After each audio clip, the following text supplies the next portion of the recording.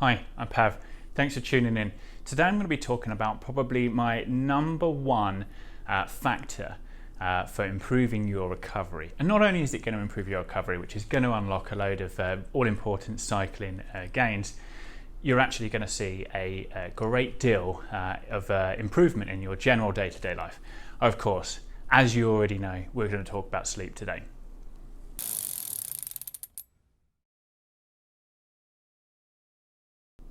So just as a reminder, I'm going to be referencing some other blogs and videos within this. If you're watching on my YouTube channel, I'm going to put those in the description. And if you're on the blog itself, if you just scroll down, you'll find links within there. There's quite a few in this one, especially to some important information from the Sleep Foundation.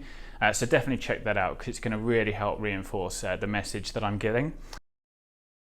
So the reason why athletes need to make sure they prioritize their sleep is that it's during sleep that you're going to see that repair. So if you're skipping sleep, if it's too short or if it's really disrupted, you're not going to be optimally seeing as much repair and as growth as possible. You know, it's during the sleep cycle that you see your human growth hormone activated, released, and increased, and that's where that recovery and the rebuilding of muscles and stuff like that is formed. So ultimately, you are if you skip in any of these steps, you're not going to see those gains. And so there's not really a whole lot different to what you typically might have heard from in sleep practices. 7 to 8 hours is where we want that golden window, and not really supplementing with micro naps or napping. You want that 7 to 8 hour block. Now I'm going to talk a little bit about napping later because it can be really beneficial too. Probably one of the most high profile micro nappers is Cristiano Ronaldo, the football player, and he was somebody who's worked with a sleep coach who I know, Nick Littlehales, who was revolutionized really the way pro athletes look to micro sleep in order to boost that recovery and obviously athletic performance. So we talk a lot about the quality. So you could be getting 7 to 8 hours of sleep, but actually, the quality is more important. Of course, we don't want you to, try and just get 5 hours of quality sleep. We want you to be in bed and actually sleep for 7 to 8 hours, and we want as much of that to be as quality as possible. So there's no shortcuts there. There's no shortcuts there by doing all the sleep hygiene and hoping that you get 5 hours of good quality sleep if you only sleep 5 hours. It's unrealistic anyway. You almost certainly will be disrupted, even if you are the deepest of sleepers. So that hygiene is what we're going to focus on today, the sleep hygiene. And now I joke in the blog that we're not talking about, keeping your bed linen nice and clean, although that will have an effect, as we'll discuss in environmental factors around where you're sleeping in a moment. Some of the biggest points around your sleep is making a routine out of it. I think that people that approach sleep as sporadic, go into bed at 8 o'clock one night, 10 o'clock the next night, 1 o'clock in the morning the night after, and it really chopping and changing around that. Similarly, waking up at different times are the ones that have the most disrupted sleep.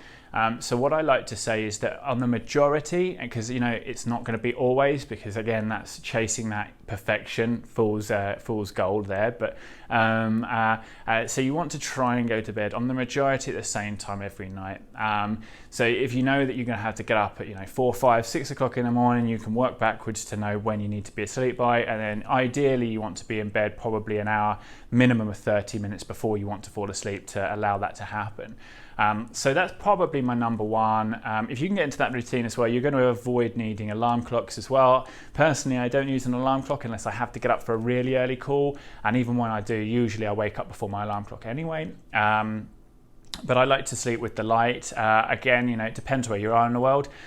Sometimes during the winter, you're just going to have to wake up or go to bed in the dark anyway. And in the summer, you're obviously getting a lot less sleep. So if you're somebody that likes to do that, like I do, maybe then one of the best investments for you would be blackout blinds, especially for those short summer nights where actually it's quite light late and it gets bright early.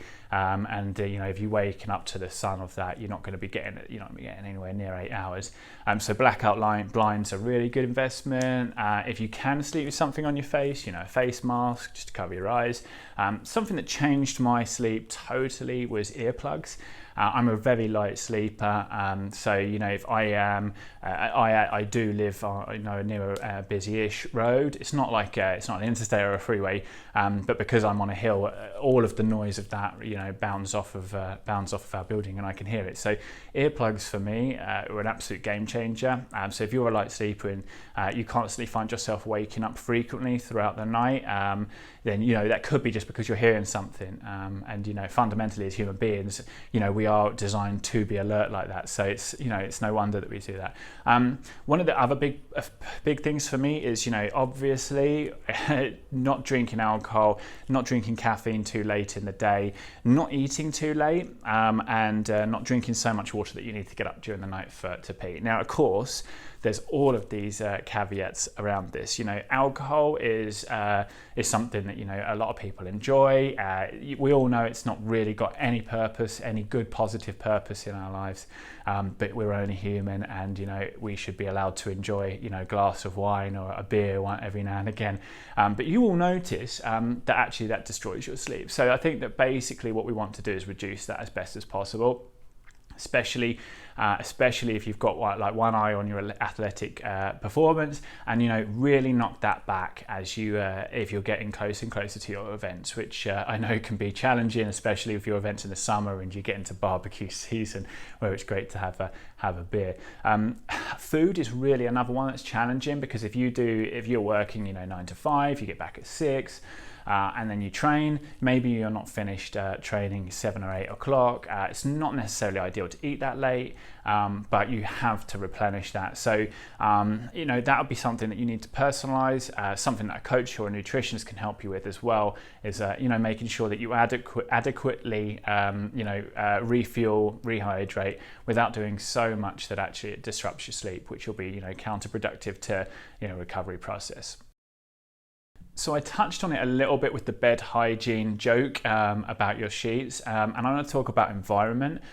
This is something that maybe is actually a little bit new to most people, and some people might think it's a little like woo-woo or out there, but actually, the cleaner your environment and the calmer that you are in your bedroom, the better your sleep's going to be. It's just an energetic sort of thing where, if you've got a load of mess in your room, or funky smells, if it's too hot or too cold, you're probably going to be a little bit too stressed to get a good night's sleep. So it's teaching people to suck eggs, I understand, but keeping your sheets and linen clean, regulating the temperature where possible in your bedroom, especially when it's too hot, too cold, we create extra duvet, and keeping your bedroom generally clean and tidy will definitely help improve your sleep. So there's a couple of little things that I like to teach my athletes to do, as they're going to bed. And some of you probably heard this. The stimulation that comes from light emitting devices such as our phone or TVs can be quite disruptive to our sleep, even though we're not trying to sleep with them on. So I always recommend that at least an hour before you go to bed, you shut off all devices and start to relax. And I think that relaxes that next bit for me. For like meditation, and I go on about meditation all the time. It will definitely help you get into that chill space.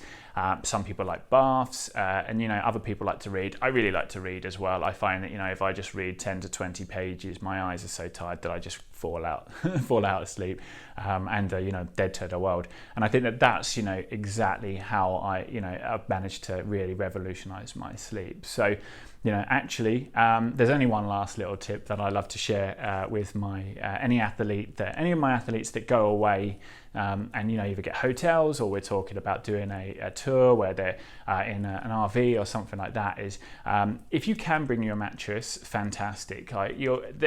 When you start to move into a new environment, it can be really hard to settle into that. And unless you're going to go and spend, a week, 2 weeks getting used to a hotel bed, which is, it's impractical to say the least, especially for a one-day event, and it's impossible if you're going to be, hotel hopping between different stages. So that's, if you can't do that, the best thing you could do is take your pillow. And that is something that you should be able to take with relative ease, and actually is going to really help you fall asleep. That familiarity, that comfort is going to really help you fall asleep, which can be so important if you've got like your Gran Fondo or Sportive the next day. Or like I say, if you're doing a multi-day event where you're hopping between hotels or in RV, I think that little trick is a really good boost to our sleep performance, which will have a massive boost to athletic performance. So that's it. It's not necessarily new information for everybody, but it's a good reminder.